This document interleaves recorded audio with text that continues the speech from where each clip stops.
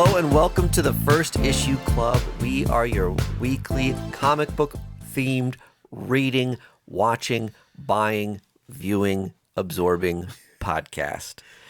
Just like Sue Storm, we love a good read. We know you do too, so we're here to talk about a handful of first issues and recommend the ones that you should pick up, discuss them all. What's your taste, babe? Babs. Whatever it is, we've got a comic for you, I bet. So we're going to talk about the comic book news, then we'll cover some first issues that are going to be fantastic onboarding points to get you involved in the hobby of reading and collecting comic books. First off, let's get acquainted with the voices of your hosts. I'm Mike DeStacy. I'm Greg. I'm Andy Vargas. Fantastic. We three, the FIC. This podcast is brought to you by Space Camper Cosmic IPA. It is from Boulevard Brewing Company. In my opinion, the greatest brewery in the galaxy. Galaxy.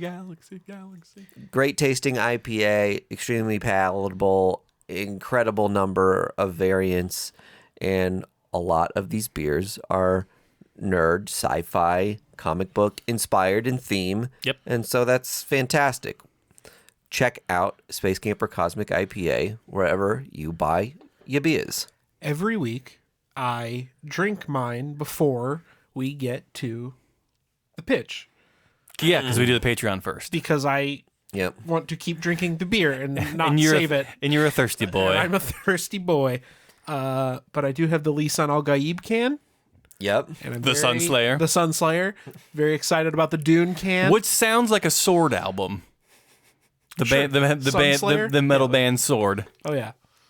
Sunslayer. Near perfect You got it. reenactment of Sword. Speaking of music in the Cosmic IPA, I had two of them. I had two Space Campers last night at the Smashing Pumpkins concert. And I bought a shirt that they had that was comic book themed. And I thought my two favorite things from when I was a teenager coalescing on cotton, I have to buy it. Ooh, Coalescing on Cotton. That's a band name. That's Who was with the Pumps? Oh, Paris, who is a band that Andy and I went to go see a while back. She opened for Poppy. Yeah. and was fantastic live. And same can be said now. awesome. So really great opener. So How long was the Pumpkins set? they played 17 songs, I think. Okay. In bed by 9:30.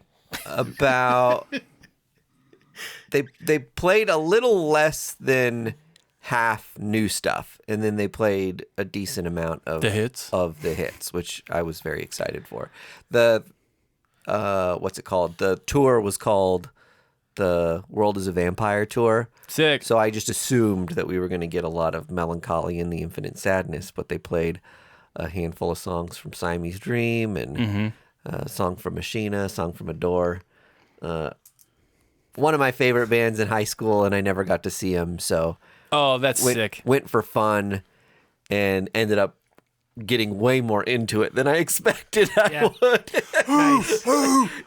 You know, it's something where you just like, I probably didn't listen to them for 15 years. Yeah. And it really surprised me how it like all came rushing back to me. And I was just like mega fanning out. So I'm really glad that I went. I only bring that up because Caitlin and I went and saw Childish Gambino Yeah. Hell on yeah. Monday, and that motherfucker played for 2 straight hours, Oh, wow. just blowing the doors off the Sprint Center. We got a shorter concert for this because it was outside and a storm was like, you could see it coming from the audit, like That kind of rules, the though. place. Seeing So- the Smashing Pumpkins, wow, it's just like cumulonimbus crazy lightning in the background, and they were like, "We gotta wrap it up." So a little bit of a shorter set, but we got to bed early, which I can appreciate on a Wednesday night concert. I was a wreck on Tuesday just from screaming at Childish Gambino and not getting to bed before midnight. No, thank you. Sheesh. Let's talk about comics, fellas. Yay! I've got some comic book news. Me I too. don't know if you guys do. All right, fantastic. We'll do a little round robin of comic book news. I did mine over on the Patreon. If you want that, patreon.com/firstissueclub. Great promo. All right. The biggest news, I think, which spoiler for Iron Fist fans if you haven't read that annual yet. Hang on. Or that anniversary issue. Yeah, strap it in. I'm buckled in. They're buckling in because Greg and Andy don't know what happened in this comic. I'm ready to be consternated. Danny Rand, the Iron Fist, is dead. Brutally murdered, I might add. By whom? Had an entire leg and arm cut off. Whoa.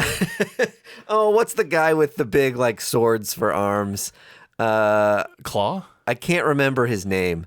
Oh, the Swordman? No, he was in Shang-Chi, wasn't he? Razor Fist. Yeah, but that might be it. Yes. Okay. This book is the perfect case study for why everyone has been mad about the QR codes. Okay. Because Marvel has continually said, this is additional content. What are you so mad about? We're giving you extra stuff for free. And the comic fan reaction has been, this is stupid. I'm collecting comic books and can reference these. Like, you know this about us. We're obsessed with the lore and having artifacts of it that we can go back and reference. So when some of it's on a link somewhere that dies eventually, like, we're just not going to have that contextual history in the comic book or artifact that we own. So the QR code for this book is a glowing skeleton fist popping up out of the ground like a week after Danny Rand has been buried. So the Iron Fist Danny Rand lives on as some sort of like undead skeleton Iron Fist. Fuck yeah. And that happening only exists in a link on the internet. Okay, so And hold on. is- Can I see if I get this straight? So story essential. So he was murdered on paper. Yes. Like you can read that in the paper. Yep. In the comic You buy. switch to the last page. QR code. QR code. And then it's Iron Fist glowing hand pumping out of the. He's party rocking out of the grave. Out of a grave. And he's doing his glowing Iron Fist thing, but with no flesh on the fist. A lot of questions. Yeah. Most of all, why would you do this, Marvel? Yeah, I know. It's not bonus material. That seems pretty pivotal. That's been the thing they keep going back to when people are complaining about this. They need to just get rid of it.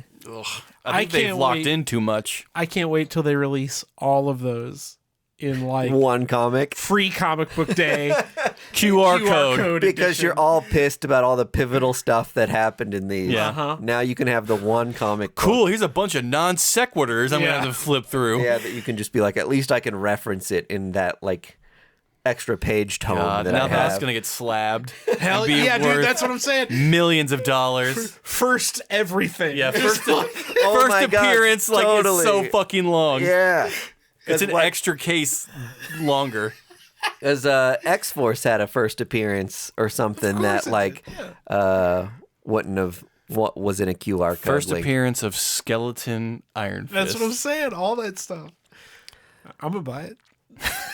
I would 100% buy it just because it's funny. Yeah. And Marvel would really have gotten our goose then. Goose gotten. So I don't know. I thought that was funny. I skipped all of those 50th anniversary things. Well, here's the thing. I would have never assumed this Iron Fist book was like anything canonically important. But it 100% appears so. Yeah. Especially since I think one of the main writers on it, like it was one of those things where you have a handful of different writers writing different things for it as these taboos on there. Anniversary issues tend to go. Yeah. And Chris Claremont was one of those people. And a lot of times I skip these books that like I skip anything with Chris Claremont. No, obviously I think Chris Claremont's a legend and I love him to death. Really sweet guy, but when he writes stuff now, it's normally not canon or it's like a look back upon a different time in comics, and it's not like reading the same as the other comic books that I'm like currently engaged in that have like the modern canonical tone to them. So that is like code to me that like you can skip this book. That's like when Walt Simonson writes a Thor thing. Yes. You're like, oh, this is going to be an old school That Thor. is code as optional for me. Yeah. And as many comics as I buy, I need to like pass on some I stuff need like that this. code. Especially because that stuff's like, it's a $10 issue. Yeah, those Right? bigger Like- issues are $9.99. Ugh. Yeah. Okay. So, yeah. My thoughts on the QR code thing, I don't like it. We still hate it. I mean, we've talked about this for like a couple of weeks now. Why isn't Marvel changing it? It's because they're in the news cycle every week for it. And people are talking about Marvel, and they don't care why. What gets my goat about it is that it's a full page QR code. Like Yeah. you could have just printed the material.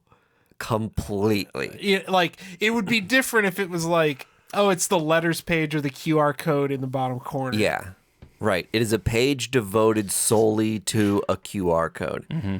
Put it, if there's really no room for it, put it next to the to be continued thing. Yeah, exactly. You're not saving In any the money corner by of the doing page. this. Yeah. So stupid. And again, the cybersecurity professional in me yeah, really someone hacks one of I those just links. really want somebody to hack it Yeah. and Yeah. link to the DC Unlimited page. Yeah, it'd be really funny. I mean, legally speaking, don't do that. Yeah, that was That was a joke. Lampoon. It was satire. satire, It'd be funny if you did. hypothetically. In an Andy Kaufman way. Next bit of news. NYCC extending to 5 days, adding an industry day for retailers. We've got a buddy who owns a shop in New Jersey NJD, and maybe you heard made of sure him? he was going. He is going to go, so that's really cool. Cool. Apparently, there's like a full day of programming from noon to 9 p.m. Ooh, it's a timeshare meeting. That's really cool. I think that they're doing like an entire day of programming just for like retailers. Yeah. That sounds like a teacher's in-service. And I would feel like so cool and special being like at this thing where apparently they're going to have like exclusive comics and signings just for these people. Because it's like, they're fans too. Or they can take these things back to their stores and sell them for like a lot of money. So it's kind of like the con doing a solid for all these that's people cool. who like keep them afloat and That's awesome. do all this stuff. So it's, I think SDCC might do something similar where they've have like an industry day and kind of use it as like, Oh, I think they do because NYCC is doing this to keep up with San Diego Comic-Con. right. To be like parallel as like the big cons of each coast so one doesn't eclipse the other. That's cool. But great to have like some sort of convention Pay some thing for them respects. to do that. The people that keep you up. Okay, there's a guy. Next bit of news. I'm assuming no one else has anything to say about the NYCC stuff. Which is kind of interesting. I think don't you know. marked every box. There's this guy, Michael DeChellis, who is a comic book restorer, who was arrested for just selling people's comics. Did he used to work for CGC? Who had sent them in for restoration. And he's done this with an estimated $300,000 worth of comic books. The Stones. In addition to having sold that amount of comic books, he's also charged these people up front for these restoration services, which are on obviously classic comics that are like worth tons of money. How are you not out of business in 4 months? So he's getting like $5,000 from people in order to do the restoring, because in essence, that level of restoration work could add, $30,000 to your comic book, right? So what was the scam? Was he just selling the books and then buying different copies? They apparently have records of him selling these at like normal online auctions. Uh-huh. So pretty easy to track these back to him. Right. But then the people who sent their books in didn't get their Just books? never got their books back. Oh, no. Jesus He Christ. ceased contact, just like completely done. What? Holy shit. Yeah. So the first guy made a like formally started to pursue it because he was like, this guy is like $60,000 worth of my comics. Yeah. And has That's essentially grand larceny. yeah, at that like point. stolen them from me. And then police started looking into the guy, and they very quickly found like 13 other people like in a week that were like had also had stuff just like never come back. How long has he been doing this? Did it say? No, it didn't really. I didn't get an idea of. That's the kind of operation that doesn't last long. Yeah, it seems like that might have been a thing where he like conveyed himself as like a really professional person at doing this, and maybe at one point he was, and then just like, I don't know if he got in trouble with like gambling or something, and was just like, fuck it, I'm gonna do this for a couple months, which is my normal turnaround time, and then by the time people have caught on, I'll have disappeared myself. Jesus. But like, I mean, that does not seem like a well thought out No. grift. So hopefully some of these people at least get money back out of the guy, but who knows how much of it he just blew. But really feeling for Well, his life's about to blow. the collectors that he screwed. That really sucks. Dude. Can I piggyback off that story with something that I have? I don't know if you've heard, but CGC did lose their defamation case, and it was hit with a $10 million damage claim because this company sent in books to CGC to get graded. Yeah. They were restored books, so they knew what they were getting graded. And I guess a grader affiliated with CGC was on some like forum or chat area and basically asserted or assumed that these people We're trying to grift them. that the restorations that they did weren't legitimate or like not like on the up and up or whatever. Yeah. I don't know a better word for it.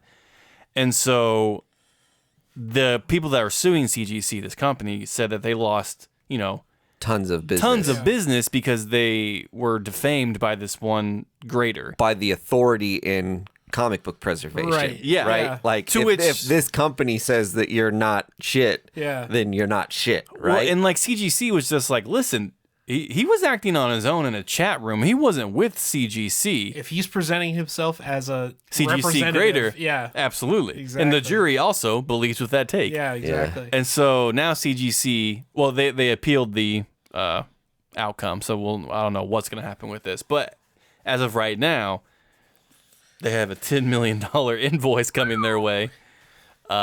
Which after that, I mean, you just retire from your business of selling comics and do nothing. Yeah, totally. Jeez. So that brings it all around to, we use CGC all the time. Are we going to see their prices go up for doing things? Can they even stay in business? If a $10 million settlement comes down, how much is that company worth? I don't know, they'll probably find some sort of like payment plan thing where they can tax loophole. dole it out in a reasonable. They'll make a Batgirls movie and then shelf it and run it that off is as time. tax, Yeah, that's right. tax The incentive. CGC movie. I would think they could definitely afford to do, $1 million a year to these people for the next 11 years. Yeah, they'll hire the guy that sold other people's books he was going to restore to like kind of Ocean's 11 this and get their money back. But I think we may have already seen CGC do something in reaction to this ahead of the verdict coming in, which is start verifying signatures, which is a service they used to say, no, we'll never do that. We're the authority. These things are completely fact-checked. There's no assumptions or gray area with what CGC does. And Now they're just like, all of a sudden they're like, actually, you can pay us like $40 per signature to verify that that's the real signature. Yeah, no problem. hey, you know what? Pay us $60. We'll write Stanley's name on there ourselves. Send us those books, fam. I'll tell you what, you send us $10 million, we'll grade whatever you want. Hey, Skibidi Toilet, we'll do whatever the fuck you want, man. Just give us something. So part of like all of the drama with CGC, with just like books disappearing and stuff like this, it does make me want to go with CBCS more lately, because CBCS just like hasn't had the drama. I'll just slap my own books at this point. They're the more like, I feel like CBCS is the more strict grader, and over time, a 9.8 from them might mean more than a 9.8 from CGC. Like, I definitely have modern CGC books that are a 9.8 that have like a little ding somewhere on them. Yeah. And it's like, yeah, part of their thing is they allow like one ding somewhere. But like CBCS doesn't do that. If it's something where I can like look at the comic book and see that a corner is like a little bent, or there's like a 1 centimeter kind of like divot in the spine, like they're not giving you a 9.8. I have that Benjamin Percy Wolverine #1 cover that's worth like $400 in a 9.8. Yeah. CGC gave me a 9.8 on that. It's visible that there's a dent in the spine. There's like teeth marks in it. They're like, yeah, 9.8. If I broke it open and sent it to CBCS, no fucking way in a million years it gets a 9.8. 5.0, homie. Yep, comes back a 4. So that sort of thing makes it hard to walk away from CGC, but at the same time, I don't know. You don't know what? I just would like to support CBCS more, I think. Okay. I think their slabs... You're a conscientious objector. I think the new design of their slabs like looks nicer, too. Oh, the black labels are dope. They're more minimal and clean and crisp, and I just like the vibe of those. Yeah. All right. The only thing I like... They're kind of slender, too. The only thing I like more is the CGC white square for the grade. Yeah. Yeah. Like, I wish the grade stood out more on CBCS. Well, the new CBCS, they have a white background. Oh, they do? And a little, like, arrow over. It's, like, a white background that the white background turns into, like, a carrot that kind of, like, points to the comic book's details on the right. Over here, dummy. I think it looks really slick. Cool. I do like it. I'll have to take a look. I'll pull one out of my boxes before you guys leave. Okay. CBCS, official slab of First Issue Club. Maybe going forward. Sponsorships welcome, by the way. Oh, I haven't talked about this on the podcast, and I was thinking about doing it because I've just had I've had a lot of issues with a lot of different subscription services, and I've talked about this a lot on our Discord and on our Patreon, and it's been an ongoing struggle for me to You're gonna do a whole expose. You've done so much research and testing. Yeah, so we might have a video coming because I think I'm gonna try I might try Gmart and I might try Discount Comic Book Service, and then kind of review the way they send monthly shipments. Yeah, because I did Midtown forever, and the comics were always just coming beat to shit. And if you order a magazine, they put it in a box that's just with other smaller books, and the magazines are just so much wider that the covers just get terribly bent up and gnarly. And some of those magazine size books are expensive, right? Yeah. So that's just frustrating. Not great quality control out of Midtown, and not the best shipping. Unknown Comics has amazing shipping practices, and my books have arrived in immaculate fashion. And there's a lot that I love about them. They sell ratio comics around final order cutoff, when they know that we're going to get X amount of these. They kind of start making them available for purchase and pre-order, so you can really make sure you're getting the ratios you want, and you still get them at their pre-order discounts, which can sometimes be 40 to 50% off, which is nice, extremely competitive. Yeah. When you're looking at a lot of other big sites offer for a discount, that sometimes it's only 15 to 30%. So 40% discount is great. Their shipping is extremely cheap, sometimes free, depending on the promotion that they're running. Yeah. All that being said, oh, and let me add this: they throw in bonuses if you spend a certain amount a lot of the time, and you earn points that you can spend on their stuff too. So far, stop drilling. Yeah, Struck oil. They're doing a lot of things great. However, they take an extra 2.5 months to get you your books compared to other comic retailers. So I'm so behind on all my regular reads. And then This most recent shipment I got was the shipment I was supposed to get Doom 1 from them, which is the Sanford Green issue that slabbed in a 9.8 has been selling for like $150. They canceled everyone's orders of that book and refunded them. I have a couple other friends who do pre-orders from Unknown, and no one got that copy. They say it was shorted in their shipment by the publisher. And to me, it just like, it feels gross to me. It reeks of convenience. Yeah, it does, doesn't it? That's like, okay, this was the one book that like no one got, was this book that like you could have easily sold on eBay at one point for like even raw for like $60 a pop. It's since gone down raw a little bit than what it had been selling for. Nevertheless. The justification doesn't make sense. If I fucking True Detective this, you can find out pretty quick what happened. Here's what I would have like. Here's what would have made me feel better about it as a consumer. If they got shorted for this comic book, and let me know in May, when it came out, that hey, we didn't get enough of this. You might try to pick one up at your local comic book shop or another online retailer, whatever, if you really want it. If they know that, I probably could have gotten another copy before the hype even like exploded on this book, right? I know it's a book that I pulled. It's a book that I would have wanted anyway. I could have just bought it somewhere else. Instead, they wait 2.5 months until when your shipment is actually going out to tell you, hey, we refunded you $4 for this book that you could have hypothetically gotten $150 for.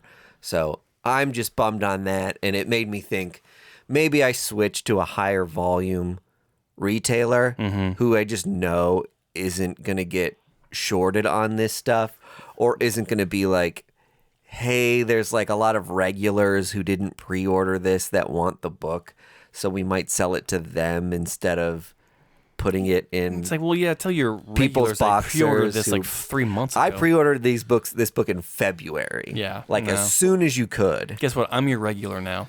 and it's not like Unknown is not a small retailer. No, I mean they're ordering enough to like get their own exclusives consistently, so they're buying a fucking ton of comic books. And why do they take 2 months to ship books? Do they wait till you hit a certain amount or weight or? No, it's that they ship everything as you order it. So in a pre-order, sometimes a book gets delayed a month, or you know what I mean? Like something that was supposed to come out in June ends up coming out the first week of June, ends up coming out the last week of July.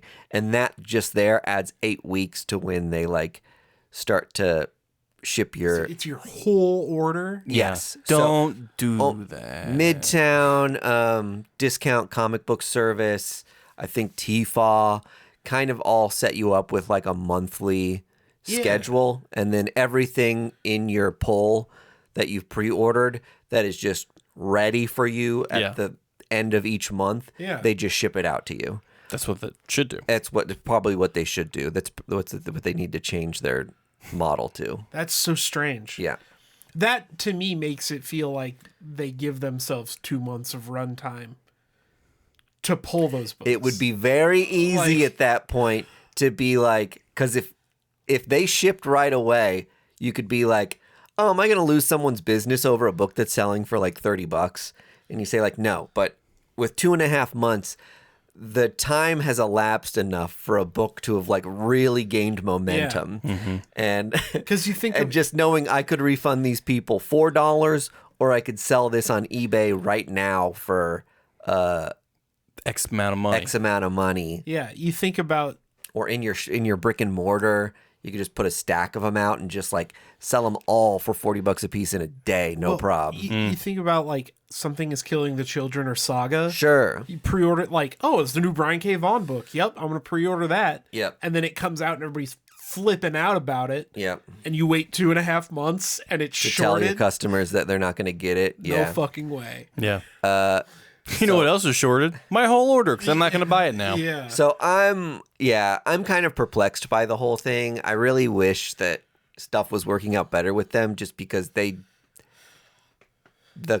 quality of shipment practices has just eclipsed any other shop I've ordered from. They do not mess around. Well, when you give them 2 months to pack it, it should be. Yeah, exactly. No kidding.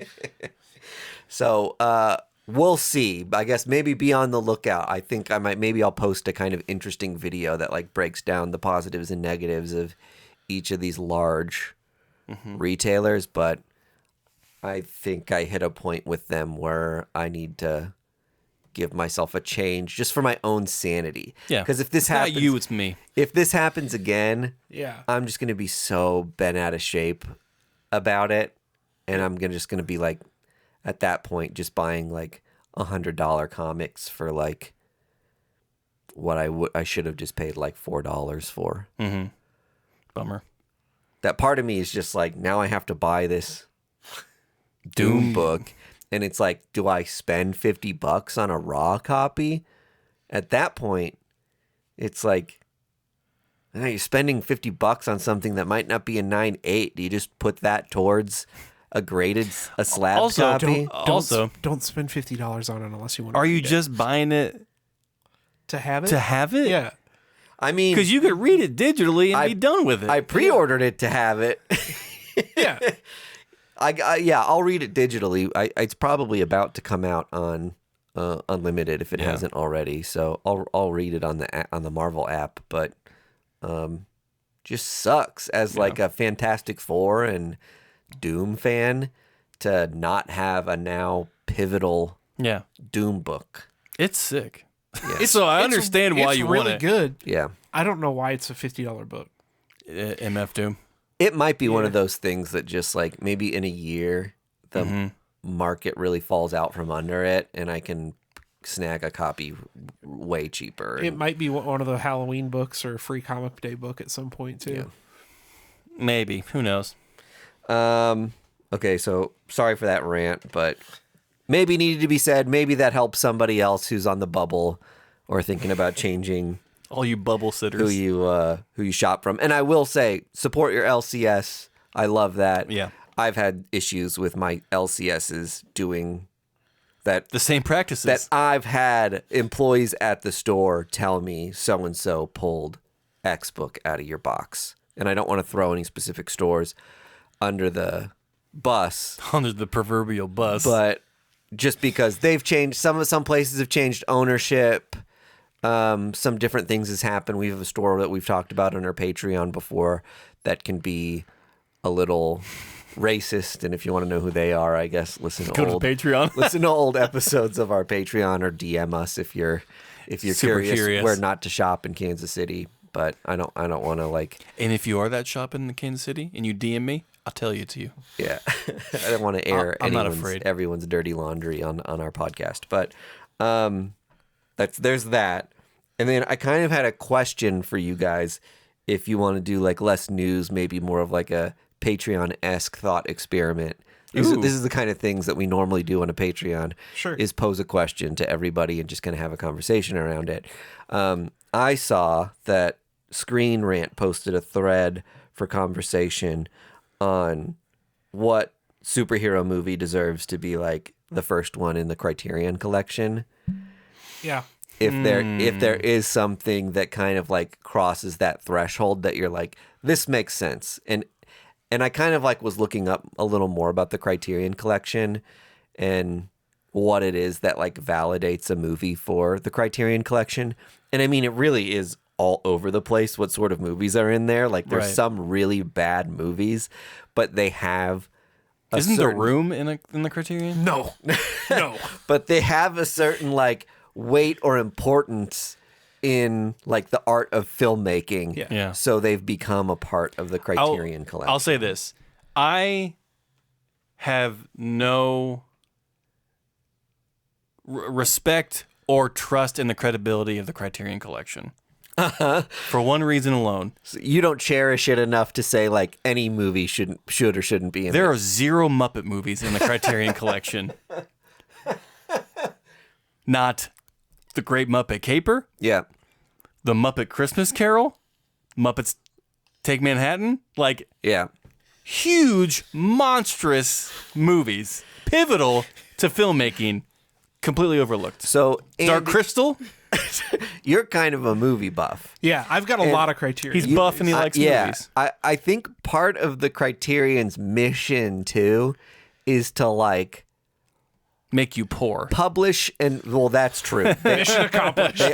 They are kind of expensive sometimes for what they are, but they kind of publish films that are otherwise maybe harder to get your hands on, and then restore stuff. So they're doing like a little bit of like technical work on things to make sure that these things live on more indefinitely. And I do think there's something to be said about like all these modern movies being like made in 4K, and they're just like, that's not a priority for us when other movies are disappearing off the face of the earth. Yeah. Or like certain things need to be like rendered better Sure. from the early 90s maybe that are like not yeah.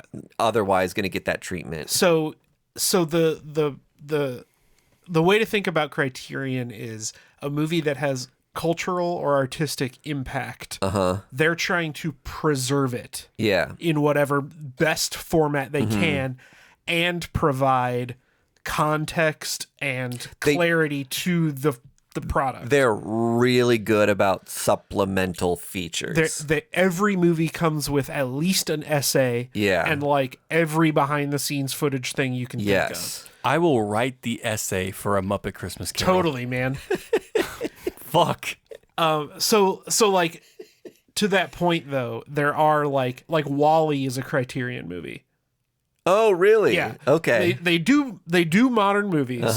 But again, it has to have like a cultural or artistic impact. Can I just say right there? I don't think that should be allowed. WALL-E? If the movie is less than 15 years old, you can't be in the Criterion Collection. I'm sorry. If I have to wait to be 21 to buy a beer, it's like you gotta reach a threshold for these Criterion Before you're movies. a classic. I mean, It Toy does Story carry- 5 can't be in the Criterion Collection.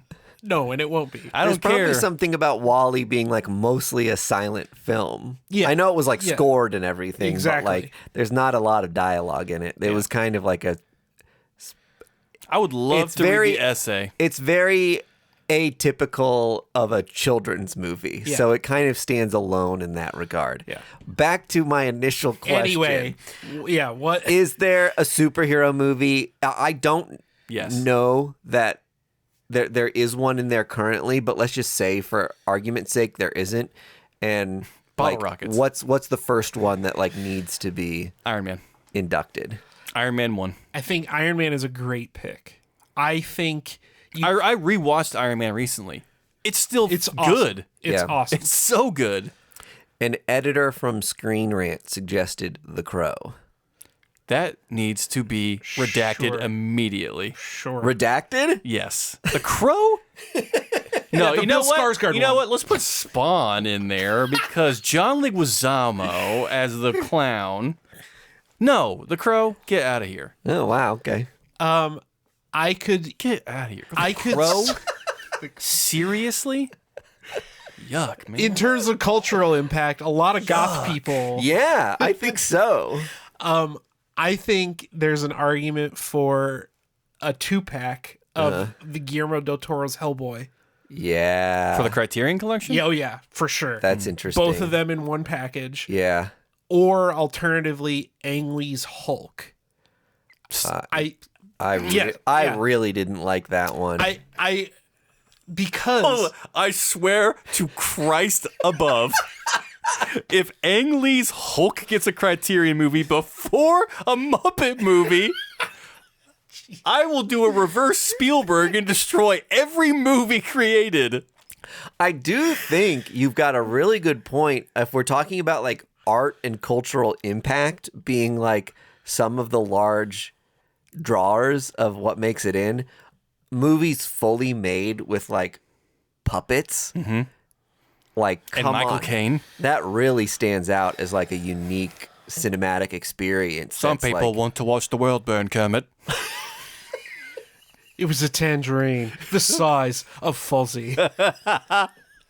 Jesus Christ. Okay, please explain to me Ang Lee's Hulk. So it predates. Well, Iron Man is definitely the modern superhero movie. That was the archetype. This right? was the movie that was so bad that they were like, we gotta think of it. We gotta do Right. what ultimately becomes the MCU. But here's the thing. It was made to replicate the look of a comic book. it does do some interesting aesthetic stuff. And on top of that, So does French fries on pizza, but it's not widely done. Sorry, I hit my mic. on top of that, it tried to be what ultimately like the Eternals ended up being, where it's more Terrible?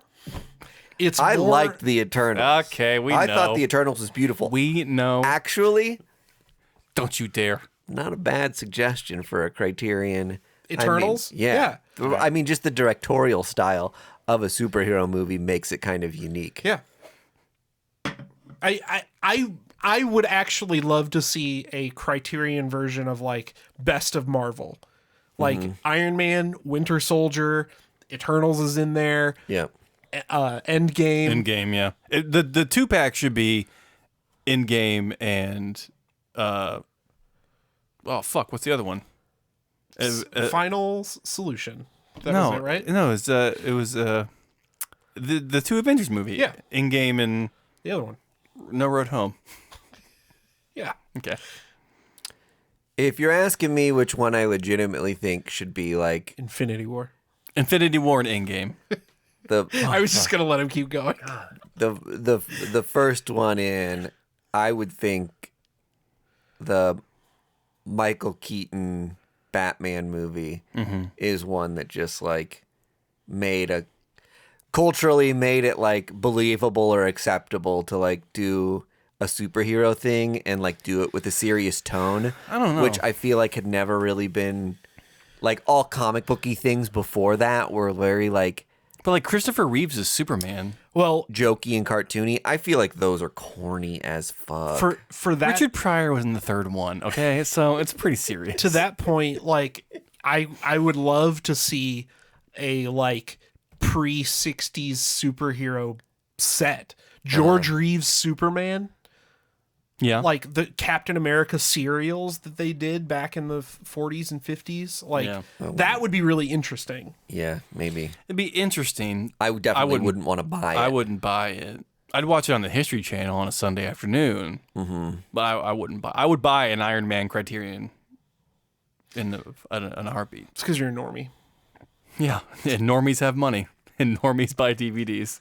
I feel like the Batman movie in particular kind of started a craze with like Batman pop culturally that like brought it back, and like everyone was wearing Batman t-shirts For sure. and stuff like that. There's I think Batman T-shirts are back. Everybody. the other Michael one where like Keaton's done it. if you looked at that as like the kind of eras of superhero movies, I think like Spider-Man with Tobey Maguire, is that his name? Mm-hmm. Was another kind of point of delineation where like this is really more of like a what the special effects era of these things can do, because before the superheroes that they were picking were like Blade sort of ground based things that like rooted in reality. weren't just like, when I say ground based, I mean like characters aren't just like flying all over like the planet. You know what I mean? Yeah. Like there aren't like epic battle scenes taking place like in outer space. There are blood like, raves, but they're not. These are things that are just like practically filmable on a set. Sure. And Well, Spider-Man was like the first of these movies for me that I was just like, they couldn't have been done like this before this year. Well, and another thing about the Tobey Maguire Spider-Man is it's the first superhero movie post 9/11. True. Yeah. So it's like an extra twist on the whole thing of just like, you know, America used to be this impervious country where like nothing can hurt it, and then something did, and now we have to like make superhero movies where we feel that way again. And I felt like it was and since it was based in New York, that would be a great essay. Yeah. yeah. Do you guys, speaking of that, do you guys remember the marketing material that they had to have just about to pulled, say that. where Spider-Man had the web between the Twin Towers? Yeah. So it really brought it down. Yeah. Spider-Man? The webbing. Oh, He just left the it up web there in the wind. specifically? I think that's all I got news-wise. What would you put in there? Oh, the Batman movie. Probably Batman first. We had Ang Lee Hulk over and then here. Spider-Man second. And then Iron Man 1. Yep. And then Thor Dark World. My first vote was 2-pack of Hellboy and Hellboy Tupac? 2. Yeah. Oh, That would be a true. good one. Yeah. That'd be a good one. Yep. Do we want to talk about comic books now? Yes. Oh, my news was that Helverine is getting an ongoing series. God. Turns out prayers do get answered, and Andy wasted his on Hey that. man, Benjamin Percy's writing it. That's great, but he can't save everything. And the point I made on our chat about this was that it is Dakin. It's not Yeah. Logan. Yeah. So I'm glad that they're at least being like, here's a character that virtually no one cares about, who is still a Wolverine, that you can now make into a cooler character, character that everyone can agree is now cooler. For sure. Hot Claws gone wild. Yeah, right. Yes, let's get into the first issues of the week. Yay! Greg, we read the same book again. We did. You want to talk about it? Yeah, I do. Hit me. So Greg and I both read Johnny Quest, the new book out on Dynamite. It's by Joe Casey and Sebastian Pires. Really restrained it in and only had 16 variants. True, but they were like 4 covers with different foilings and Virgin. And So dumb. Dynamite figured the fuck out. yeah, I needed 100 covers of Johnny Quest where I could pick 3 that I really loved. Yeah. I think we both agree that this book had way more going for it than it had any right to. This book nailed it. Yeah. This was a surprise hit for me this week. We were just coming off of the Mad Cave Flash Gordon book, which we had talked about on the show, how no matter how we try to reinterpret it or rebrand it, that series always feels old and dated. Feels stuck in its time. Johnny Quest, in each iteration, always finds a way to refresh itself to the new generation it's trying to not enter itself into, but trying to reintroduce itself to. And this book does that so well with the dynamic of the family, with the dynamic of the island that they're on, and the situations that they go to. And it's such a simple premise. It's kid who wants to be an adventurer. His dad's a super scientist. He has a super sexy, beefy daddy bodyguard and a best friend that pals around with him. And a dog that has a mask for some reason. Because he looks like a bandit. Yeah. And like what you can do with that is timeless. Yeah. It's adventuring. It's going on super missions. It's being a family unit. It's learning. It's exploring. Those are timeless ideas that you can just rekindle and place in different time periods. Flash Gordon, you can't. Yeah. It's a very static story. Totally. And unless you're doing gritty reboot of Flash Gordon. That's like really all you can do. Yeah. And even then it's just going to be Flash Gordon says the fuck word. says a cuss word. Yeah, and then it's just like, oh, but it's kind of stupid. Right. But I mean, I loved this book, and the twist at the end was super fun to me. Super awesome. And like, this isn't a gritty reboot, but it feels more impactful. It feels a little more adult. Yeah. Well, because it's like, I mean, they're quite literally bringing this into the modern era, right? It felt like there were stakes to the story. There was the action, the kind of almost corny action. Race Bannon puts on his jet belt and rockets around. I was willing to let that go. Yeah. It was so badass. That's what I mean. There's some aspects of Johnny Quest where you're just like, yeah, fuck yeah. Yeah. Do it. Oh, there's like a particle transmitter in the boat? Sure. Of course there is. Sure there is. Why wouldn't there be? Yeah. Those guys aren't dating? Okay. Yeah, exactly. Like, right. I will suspend disbelief. Yeah, they're only buried next to each other. Yeah. Okay, so in this book, like, there's a time leap, and the fucked up scene where Johnny Quest stumbles upon his dad's grave in the future is like a mind fuck on a level that doesn't get enough weight in this book of just like, oh shit, there's my dad's grave, but wait a minute, my dad's behind me. Like, Yeah. Like you're come to face with your dad's mortality and the fact that he's still alive at the same time. You're just and seeing that through the lens of a kid, it's like, holy shit. Like I was not ready for that confrontation right now. Yeah. And that's the twist of the book. The next 10 issues are therapy. I mean, essentially. Well, but yeah, I love this. I was a big fan of Jonny Quest as a kid. You said you were a big fan of Jonny Quest as a kid. Yeah. I'm jazzed that there's like a book that doesn't feel like it's stuck in the 60s. Yes. And what is so nice about this book is that Dynamite isn't using it as a cash grab. Yeah. There is a story here. For sure. There is involvement. There is like, there's a feeling of that they're going to invest in this story. And the artwork in this is so good. Yeah. This feels like something that I hope they continue with, because this could be a big flagship for Dynamite if they do it right. Totally. Because totally. an adventure book with a spunky kid, yeah, that has legs. It's just Goonies with less people. Well, and they already hit it out of the park with Space Ghost, right? Right, yeah. So if they play their cards right, they could have that whole stable of Hanna-Barbera action comics all meet up. You got Jonny DC Quest, did Space Ghost, Jabberjaw, Wacky Racers. Yep. All those guys. Scooby-Doo. Oh, don't you harumph me. Yeah, Jonny Quest. Jonny awesome. Quest on Dynamite. Yeah. Totally awesome. Right on.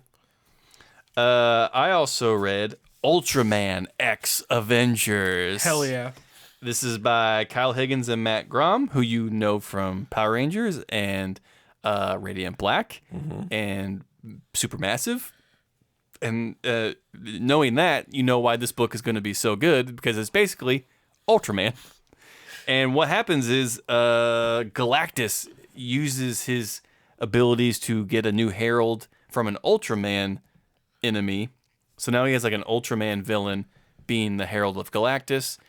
The Avengers are somehow brought through with a time portal into Ultraman's universe. So this is like an alternate timeline scenario. This is the 616 Avengers, but they're brought into Ultraman world. And the way that this is done is brilliant, because they spend about 4 pages of pointing at one another and going, oh, wait, you're this person. Oh, yeah, you're this person. Because I don't know who Ultraman or what any of his cohorts do. And they spend 2 pages telling me what he does. I'm like, okay, now I get it. And I'm on board. Yeah. And all that messiness was right out the window. And what proceeded after that was a bunch of kaiju fights, a bunch of mech fights, and Avengers just beating the shit out of things. And that's all this book needs to be. So please continue with the greatness, Kyle. And Matt. All right. Wow. Well, a ringing endorsement for kaiju fights. All right. I also read Babs. Yes, this is a book I really was interested in. Garth Ennis and Jackin Burrows. Yeah. This is my pick of the week. Yeah. All right. This is a not subtle, stark commentary on female empowerment, incels, white nationalism, Conan the Barbarian. The character on the cover is like a chainmail that chafes nipples. Clear red Sonya comp. This book, in any other person's hands, would not be as good. But Garth Ennis has a hold of this, and his biting commentary and his quick wit make this book so much fun to read. And you would think, well, Greg, it's not so subtle commentary, so it has to like really beat you over the head with it. And it does. And that's fine. And like he presents it in a way where you're just like, oh, this is complete satire. And I'm just enjoying every bit of this sugary cereal that he is giving me. Yeah. And it is just hop on, folks, and go along for the ride, because this is exactly what we need in this political climate right now. I'm so excited to read it. Just a quick punch to the nuts. It's just classic Garth Ennis. And this creative team are the same guys who did Ribbon Queen recently. Yes, they are. And Crossed. Yeah. For those of you who made the terrible For mistake those of you reading who smoked Crossed. cigarettes in high school. It was a delight. And I mean, we here are, I would safely say we are Garth Ennis simps. Yeah. And so, Oh, yeah. consider us completely bald and gagged for this book. And thank you, Daddy, I guess. I read one. Oh, what was cool about this book, it's from Ahoy Comics. At the end, you get a preview of the new Toxic Avenger book by Matt Bors and Fred Harper. Hell yeah. Yeah. And it looks like a Toxic Avengers book. Dope. It looks rough and gritty and indie and ugly and gross, and that's what it should be. I think it should be pretty funny too, because Matt Bors is the guy who wrote the Nib and did a lot of like post-apocalyptic Mad Max style comedy, and I think that kind of fits. Yeah. You know, a world wherein there can be a toxic crusader, Toxic Avenger. Avenger, Toxic Crusader, and Toxic Avenger. Toxic Crusader was the TV show for kids. Toxic Okay. Avenger is the movie. All right, got it. Get it right. But they are the same character. Yes. Yeah. Okay. I didn't have enough time to read it, but I did flip through the new Biker Mice from Mars. That had a lot of words in it. It had a lot of words for a book called Biker Mice from Mars. That's Yeah. funny. It looked really good, Yeah. but it did have a lot of words. It's a so lot of I'll words report in that back book. on next week's Patreon about it. Yeah. What didn't have a lot of words, but was highly anticipated, was Nightwatcher by Jonny Ba. Yeah. It's the new TMNT book. Spoiler, it's Jenica. Oh, I'm shocked. Yeah. Okay. But here's what I liked about the I think book. people were stoked that it was going to be a new character, and they let everyone believe that so they would sell more copies. No, man, they gave it to Shocker. Jonny Ba. Of course it's going to be Jenica. Yeah. What I liked the most about this book, because it kind of highlighted something that I've always thought about the Turtles. The Turtles are not in disguise. Correct. They have masks, right? But like, truly, their identities are not hidden. Which, in the beginning of TMNT history, they didn't need to be. Yeah. Because they're giant anthropomorphic turtles. People just assume they're people's in costumes already. And we get that kind of in the films of just like, they're like, oh, like we can walk around because we think they're turtles or whatever. Jenica, well, okay, so in TMNT world now, there's a whole storyline where more people have been made into animal hybrid mutant things. So now the line between human and non-human is more blurred because there's more representation in these books. So therefore, in this new Nightwatchers book, Jenica actually wears like a metal costume. So she's like completely hidden in her identity, which I thought was funny because had this book come out 20 years ago, she wouldn't be wearing that because she would just be a turtle wearing like a yellow ribbon around her eyes and there her identity is hidden. I just thought it was funny that finally they're just like, no, let's put these things into things if they're going to be like fighting crime and doing stuff. So I don't know. I'm excited to see where it goes. I don't know too much about Jenica, and I'm not completely fan serviced for this character, but it is cool that they're still investing in the character. And to give her like a new identity and a new mantle is fun. Yeah. All right. Cool. And I love Jonny Ba. Monkey Meat. Boy Wonder. Boy, oh, for sure, Boy Wonder. Some of his books are a little like too off the wall for me. Monkey Meat. Yeah, that one I was just like, what am I reading? I just not for me. You read Monkey Meat. Yeah. I read Spider Society.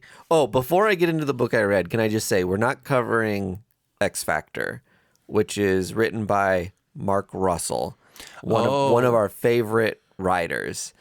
And this book's apparently really good. In it, X Factor is kind of like part celebrity representing like America being like some of the more like aesthetically appealing mutants, and they're working for the government. I don't know, just like hearing him talk about what the concept for the book was, very interesting, very exciting, and it sounds like it's a good book. So Will you cover it on next week's Patreon? yeah, we could do that. Excellent. Spider Society was the book that I did read. It's by Alex Segura. And this is a book we've been building towards for a minute in Spider-Land. Obviously, these like edge of Spider comics, like always trickle out, and you get introduced to the new characters who are going to be part of this like next Spider World crossover event. I think a little heat around this book in particular because they're calling it Spider Society, which is something they've like not really given a name to the larger band of characters before. And so some people are like, oh, first appearance of Spider Society. They finally have a name and are a team collectively. Slap it. So Yeah, we gotta stop with this shit. that's where I think a lot of the buzz surrounding this book comes from, which probably just, you know, in the scheme of things, don't overpay for this book because all of these characters have showed up in comics together before. Now they just have like a name. Who cares? In my opinion, anyway. So Shots fired. I'm just trying to save people from spending like, you know, $20 on this book. Hey, I'm agreeing with you. That's Yeah. why we have this show. Yeah. So in the Edge of series, which you kind of have to explain the lead up to get what this book is doing. Edging Spider-Man. Strap in.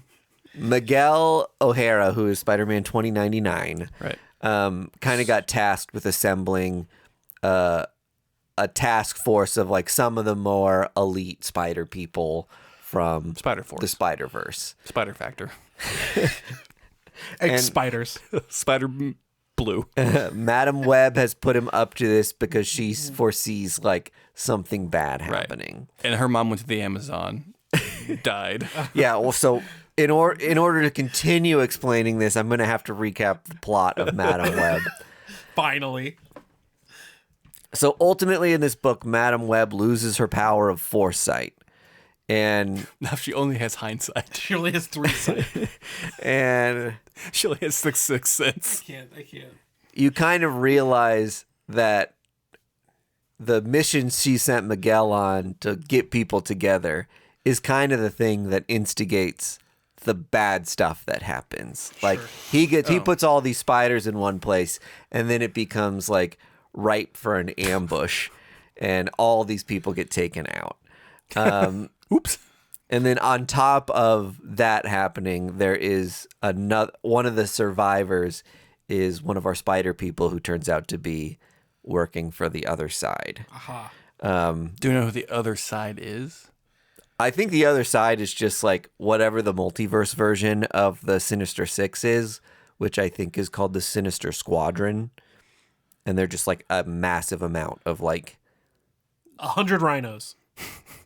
different characters. There's like a Gwen Goblin who is kind of like leading this group. Sure. That tracks. Yeah. Oh boy. When are we going to tie this in a bow? Never. Yep. We've busted the door off the hinges, Too unfortunately. many Spider-Man. So it's only a 4-part series.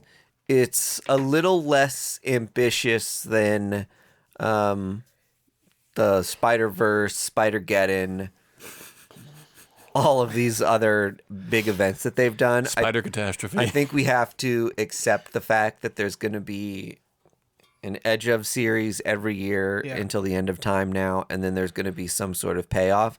And I think the payoff of the Edge of books is going to get more and more throwaway, right? Right. I bought all these Edge of books because I just assumed this was leading to another big Spider-Verse thing that was going to like change something about Peter Parker, or like they did a big thing where Jessica Drew's storyline changed with the last one and it introduced Spider-Boy, who now has his own comic. So each of them so far have kind of had decent repercussions, or at least like 1 or 2 amazing first appearances.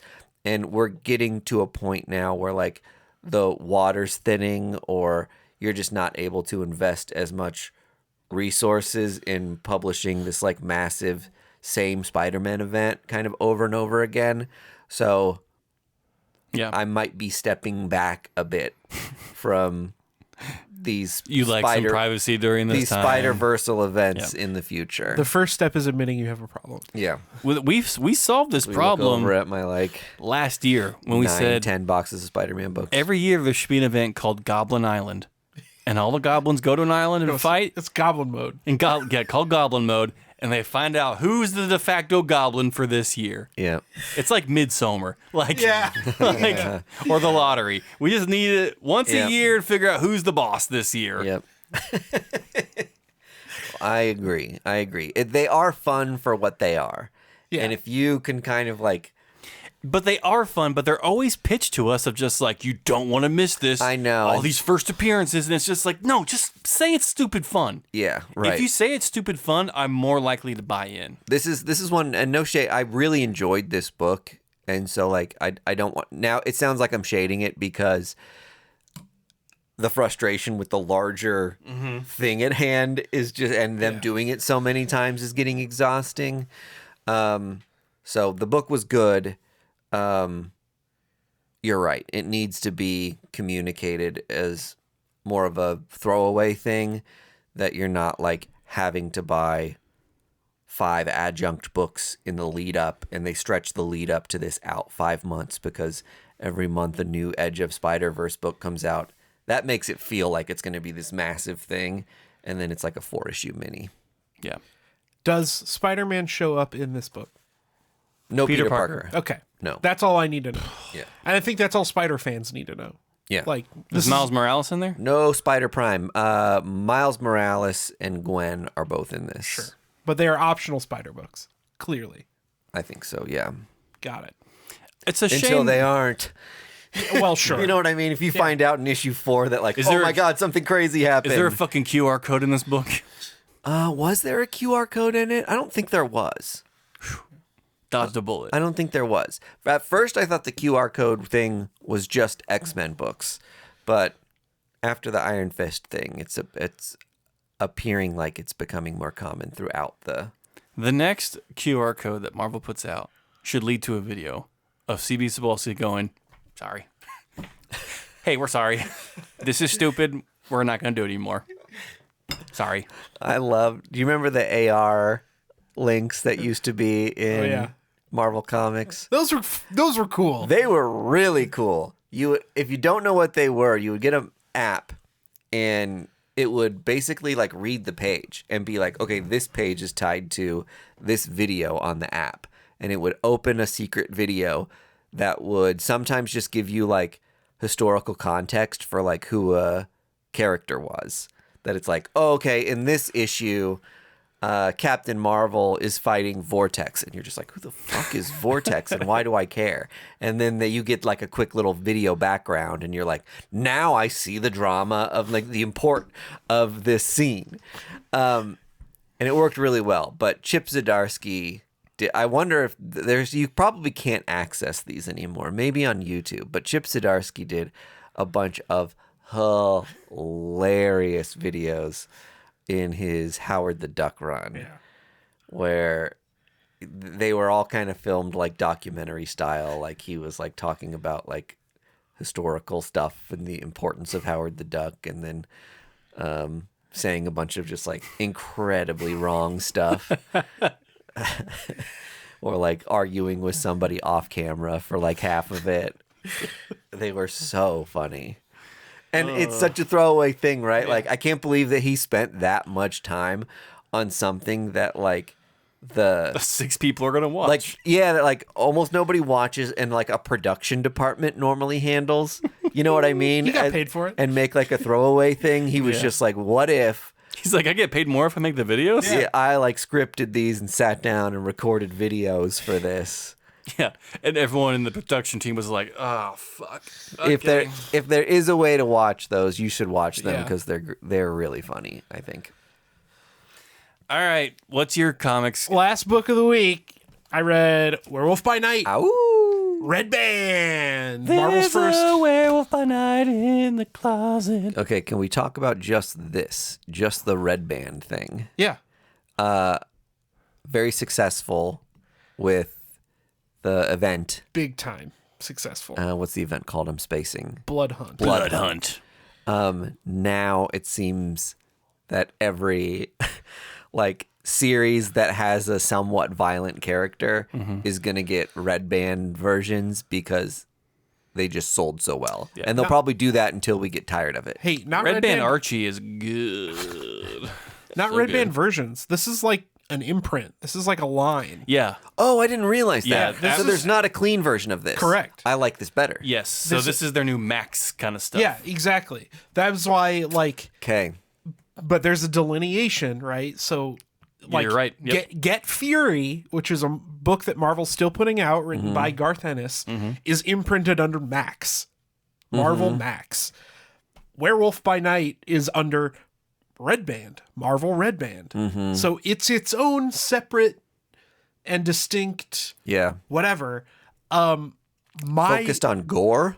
That's my read. Yeah. Is I think Red Band is like, Max language, Red Band gore. I mean, really and truly, like that, I think is the delineation where Max is more, It's all Al Gore running for president again.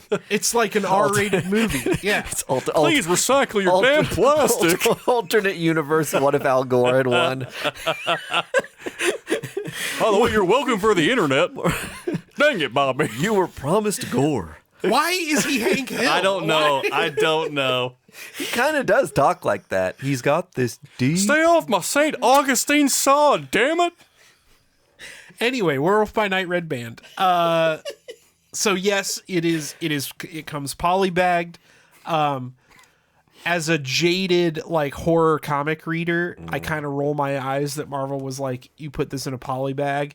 But then for Marvel to have a book where like people's heads get squished in is, I don't know, it's something. I want a Marvel Neon where it's just hardcore sex. Like, let's just go for it. I want just this Werewolf by Night just holding the big schwanz on the fucking cover. God. Werewolf by Night certainly reads as a title that kids could be interested in. Yeah. Sure, yeah. I want to read So- Werewolf by Day where he's working his accounting job in full wolf regalia. Well, that we do kind of get that. He's a ship captain, actually, Werewolf by Day. Oh, that's actually pretty badass. The bag does really serve a purpose, I think. Yeah, for sure. It's to increase the price by $1. So And that. I'll say this too. I was wrong. This is not a direct lead from the Werewolf by Night Blood Hunt tie-in. Yeah. This is Jack Russell, the OG, doing his thing. It's actually a Terrier. spin-off. Correct. The Terrier. Doing his captaining. Yep. It's actually a spin-off of, do you guys Ahoy, remember ahoy. that Elsa Blood Hunt or the Elsa Bloodstone Yeah. Yes. Werewolf by Night book they did in 2023? I love that cover. It's a direct Continuation of follow that. up of that. Yeah, cool. Elsa shows up and she teams up with Jack Russell. But Perfect storm that motherfucker. And yeah, so this just has to do with the fallout from Blood Hunt, where the night and the moon is like more intense on Jack, and he can't control his werewolf anymore. So it feels Been there, buddy. Yeah, it feels like a throwback to like the original Werewolf by Night books, where it's like more of a like horror adventure. I can't control it. It's just part of being a wolf man. Sorry, babe, this never happened. that's why I'm out here on the sea. I'm gonna look. Jesus. That's why I bought these sunglasses so you wouldn't see me peeking. I sell werewolves and I werewolf caught her accessories. scent in the wind. What do you want me to do? What are you guys doing? I'm not going to howl at that waning gibbous. You guys are goobers. Yeah. The thing I do want to talk about on here that kind of made me laugh, I showed the guys before this, but there's, I don't know, 5 or 6 pages of like intro material to the story. And then there's a big 2-page spread that's like literally just, That just explains Blood Hunt. it's just like Blood Hunt happens. Yeah. This says you're too far away to see it on the Love video, it. but it says Blood Hunt commences. Blood Hunt Yeah. commences. In a giant black box. Which will be my next tattoo. No other text. Oh, that's honestly really cool tattoo. Just a black square. Blood Hunt commences. It says Blood Hunt commences in it. What's So- that, Grandpa? Shut up. So then you flip the page and it's It's a like, QR code. it's like night 2. And then Blood Hunt's just like over. Yeah. So Blood Hunt concludes. this book is like a prequel and a sequel to Blood Hunt, where Blood Hunt happens in the middle of the issue, and I thought that was really funny. God, it's so funny. Yeah. I know we were joking around during that, but it sounded like a pretty badass book. It's pretty great. Yeah. I loved it a lot. I'd like to commend everyone's Al Gore impressions real quick. Jesus. Very good. I am excited that this first like Red Band book, I mean, it is kind of like eye rolling for being like a too extreme for bookshelves, but it was a good book. Yeah. Honestly, we've been clamoring for that though as fans. How often on the show have we been like, if you're gonna say the cuss word, say the cuss word. Yeah. Don't like say squiggly lines or whatever. And how many times have we been like, if you're gonna cut off someone's head, make it like more fun. Yeah. And like, so now Marvel's like, okay, nerds, here you go. You got your curse word line and your blood line. I mean, there's this panel here where like Jack runs across some people that he at least thinks that he like tore apart and killed as a werewolf. And it's like, I mean, that's pretty extreme for a Marvel book. No, yeah, that's There's blood and guts and intestines and spines and stuff. that's some Boom Studio shit. Yeah, that's what I mean. Like, it's a Dynamite book, right? It's honestly, that stuff doesn't. When I read it in the Blood Hunt Red Band, like, it didn't strike me, really. It wasn't like, whoa, in a Marvel book. That was really tame in the Blood Hunt stuff. Yeah, and just, I think so many other independent comics are like that now. Have ruined you. That you're just like, I don't know. For sure. Like, okay, there's some guts. Like, Yeah, mid. right? Step it up, Marvel. Watch the sadness and then talk to me. God, I don't even know what the fuck that is, and I want to look it up. I think it might be different if they used a lot of like random obscure characters and you're not seeing like, I think it would have struck me more if I saw Miles Morales like snap someone in half over his knee. if it was like a lovable character that is like, they are just eviscerating people. Bane him. Yeah, right. We find out Glob Herman's made of like acid and he dissolves a guy by like pulling him into himself. Keep going. X Factor Red Band, Marvel, hit me up. Beak just like pummels someone into the dirt with his beak. Just 4 pages of 9-panel grids of just like beak in, beak out, beak in, beak out. Getting bloodier and bloodier. Yeah. Dude, I'd read that. Yep, face hole getting deeper and deeper. Beak is. So Werewolf by Night Red Band, good shit. Beak makes commences. Beak commences. All right, and with that, First Issue Club concludes. All right, bye.